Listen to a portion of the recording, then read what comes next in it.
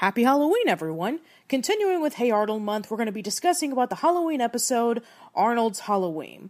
Debuting on October 27th, 1997, it was the 27th episode of the series. Now, unlike last year's video discussing about As Told by Ginger's Halloween episode, Hey Arnold is a lot more well known as a classic by Nick fans. So is the statement true almost 20 years later? Well, let's take a look and find out. The episode starts with Arnold and Gerald watching an episode of The Z-Files, where aliens are about to attack planet Earth with their giant laser guns. However, it ended with a cliffhanger with the narration stating that they'll have to wait until next week. After the show ended, another program called UFO Tonight begins, with the host Douglas Kane discussing about alien life. However, Grandpa turned off the TV with the plans for their Halloween party that they'll be throwing at the boarding house. Arnold asks if he can help with the planning, but Grandpa declines on it, stating that Halloween is the time of year to scare people. While the boarders are arguing about who should wear what costume for the party, Arnold and Gerald begin to have a plan on playing a Halloween prank on the grown-ups involving with aliens. Meanwhile, over at the Pataki residence, Big Bob, Mr. Green, and Harvey are playing cards while watching UFO Tonight. Big Bob tells the story about his experience with encountering with alien life forms. Anyone else see the flying saucer, Bob? Nope, I was the only witness. With that, Helga comes up with an idea to convince her classmates that they're all going to dress up like aliens for Halloween. When Arnold and Gerald learn about the plan, they decide to use it to their advantage by broadcasting a radio signal on top of the roof of the boarding house's jukebox during the Halloween party. And Stinky decorated the water silo to make it look like a mothership. The simple Halloween prank actually turns for the worse when the radio signal that was supposed to be just for the boarding house's frequency starts spreading around to other radios, including a news truck where the driver reports to Douglas Kane about the aliens walking around Vine Street. Kane then announces on TV about the aliens landing on Earth, and everyone in the city starts to panic. It doesn't help much that when Stinky activates the lights to the water silo, all the lights in the city go out. Afterwards, Arnold and Gerald leave the roof, only to find Grandpa packing everything in the Packard, stating that they have to leave immediately, because the aliens are walking about. Arnold and Gerald tell him that it was a prank, and they were the ones who broadcasted the radio announcement. With Grandpa relieved, Arnold and Gerald try to convince the city that it was nothing more than a Halloween prank, but no one would listen. It doesn't become easier for Helga and the gang when an angry mob chases after them.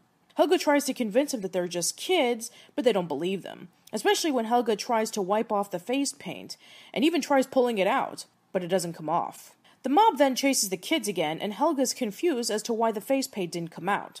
With the city in a panic, and Douglas Kane making his emergency message near the ridge where the water silo is, Big Bob went into action with a Hummer, picking up Mr. Green and Harvey and heading over toward the silo so they can blow it up.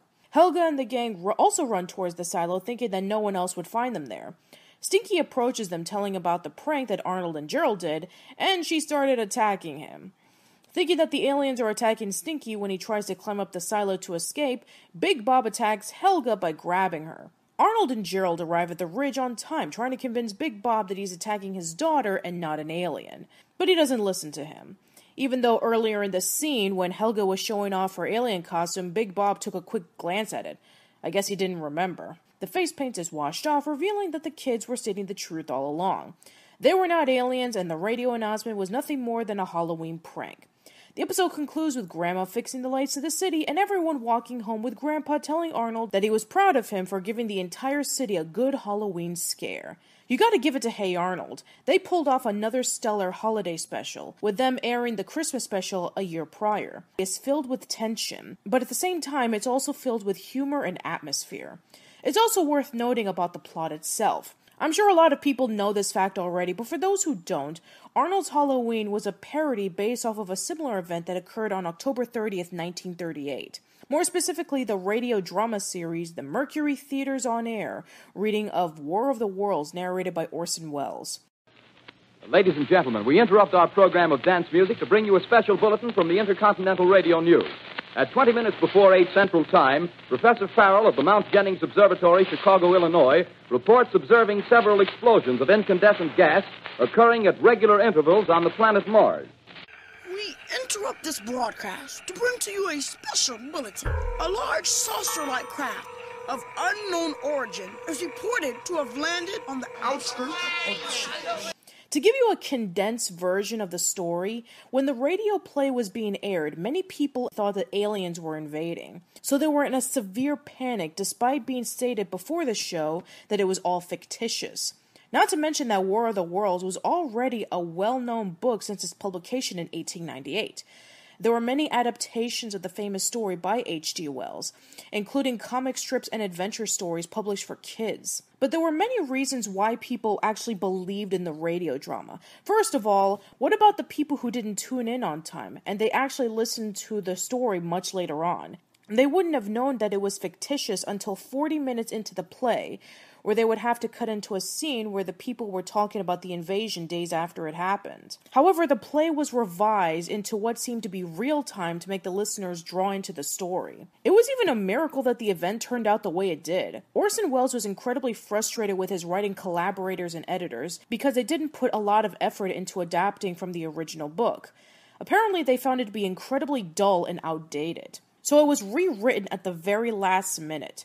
The actors did a lot of improvising to the dialogue to make it more convincing that it was a factual event, which made people convinced even more. Unfortunately for them, it worked too well, as people went into a state of panic until Wells stated that there was no invasion. Even weeks after the radio broadcast, there were over 12,000 articles posting about the incident, and it even gained the attention of Adolf Hitler himself. Speaking of which, when the radio performance was broadcasted, the Munich Agreement, where Nazi Germany had occupied Czechoslovakia, and many of the Czechs were exiled from their country, had occurred a month prior. So Hitler and his Nazi soldiers were slowly growing into being a major threat.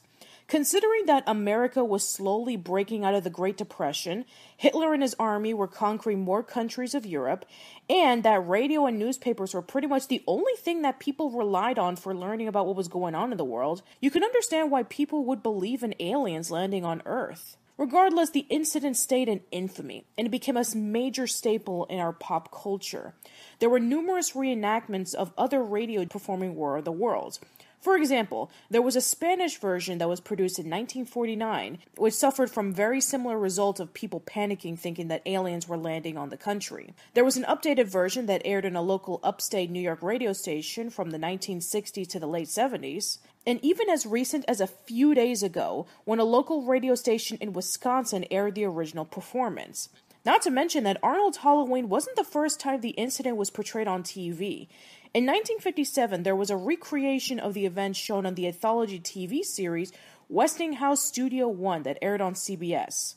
In 1975, there was a TV movie on ABC called The Night That Panicked America, which also showed the point of view of a few family members who reacted to the broadcast. However, for people my generation, this was the first time we've ever seen the 1938 radio drama portrayed. The writers of this episode clearly did their homework as they parodied it very effectively.